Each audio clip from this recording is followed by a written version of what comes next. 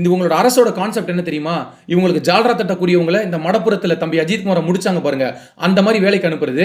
ஜால்ரா தட்டாம நெஞ்ச நிமித்தி நேர்மையா இருக்கிறாங்க அப்படின்னா, இந்த மாரி ட்ரான்ஸ்ஃபர் பண்ணி அவங்கள வந்து மிகப்பெரிய துன்பத்துக்கு ஆளாக்குறது. அவர் சொல்றாரு, என்னோட உயர் அதிகாரி கிட்ட நான் போய் பேசும்போது சொல்றாரு, நீங்க வந்து இப்படி இருக்கிறீங்க, நீங்க கொஞ்சம் இப்படி போங்க. அதாவது என்னன்னா, நீங்க நேர்மையா நெஞ்ச நிமித்தி இருக்கீங்க, கொஞ்சம் வளைஞ்சு போங்க, கொஞ்சம் அட்ஜஸ்ட் பண்ணி போங்க.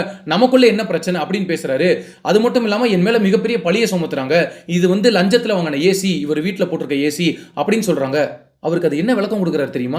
ஒரு நல்ல அதிகாரி, நேர்மையான அதிகாரின்றதுக்கு அவர் அந்த இடத்துல நிரூபிச்சாரு. அவர் என்ன சொல்லியிருக்கலாம்? நான் லஞ்சமெல்லாம் பெறலைங்க. நான் பெற்றேன் அப்படின்னு சொன்னாங்கன்னா, அவங்க என் மேல நடவடிக்கை எடுக்கட்டும் அப்படின்னு சொல்லலாம். ஆனா அவர் ஒரு படி மேல போய் என்ன சொல்றாருன்னா, நான் லஞ்சம் பெற்று இந்த ஏசி வாங்கி போட்டேன்னு சொல்றாங்க. ஒருவேளை நான் லஞ்சம் பெற்று தான் அப்படி வாங்கியிருந்தேன்னா, நான் இந்த இடத்துல தூக்குல தொங்குறேன். நான் ஒரு முறை கூட நான் கையூட்டு பெற்றதில்ல. ஒரு நேர்மையான அதிகாரின்றத இந்த மக்கள் சொல்லுவாங்க. 11 மாசம் இங்க இருக்கக்கூடிய இடத்துல கிட்டத்தட்ட 700 பேரை நான் கைது பண்ணி ரிமாண்ட் பண்ணியிருக்கிறேன். தவறான தொழில்ல இருந்தவங்க, தவறான தவறுகள் செய்தவங்க, இவங்க எல்லாரையுமே நான் புடிச்சு கொடுத்திருக்கேன். ஆனா அதனால தான் இவங்க என் மேல மிகப்பெரிய காழ்ப்புணர்ச்சியை குடுக்குறாங்க அப்படின்னு சொல்றாரு.